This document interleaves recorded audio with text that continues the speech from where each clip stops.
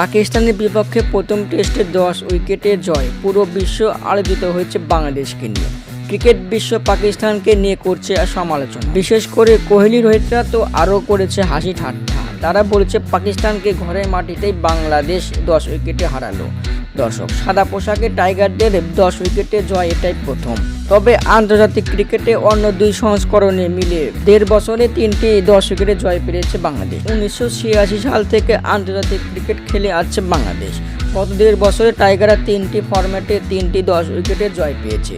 গত বছরের মার্চে ঘরের মাটিতে আয়ারল্যান্ডের বিপক্ষে ওয়ানডেতে 10 উইকেটে জয় পেয়েছে বাংলাদেশ। এরপর টি-20 ক্রিকেটে 10 উইকেটে জয় পেয়েছে চলতি বছরের মে মাসে। টি-20 বিশ্বকাপের আগে যুক্তরাষ্ট্রের বিপক্ষে 3 ম্যাচে টি-20 সিরিজের শেষ টি-20 জিতেছে 10 উইকেটে। এরপর সাদা পোশাকে পাকিস্তানের বিপক্ষে সবাই মাত্র জিতল 10 উইকেটে। দর্শক, দ্বিতীয় টেস্ট টাইগাররা যদি 10 উইকেটে ম্যাচ জিতে, তাহলে এই টেস্টের ইতিহাসে টানা 10 উইকেটের জয়ের রেকর্ড করবে বাংলাদেশ। দর্শক, আপনাদের মতামত কি? দ্বিতীয় টেস্ট টাইগারদের ভাগ্যে কি ঝুলছে? কমেন্টের মাধ্যমে জানিয়ে দিন। ধন্যবাদ।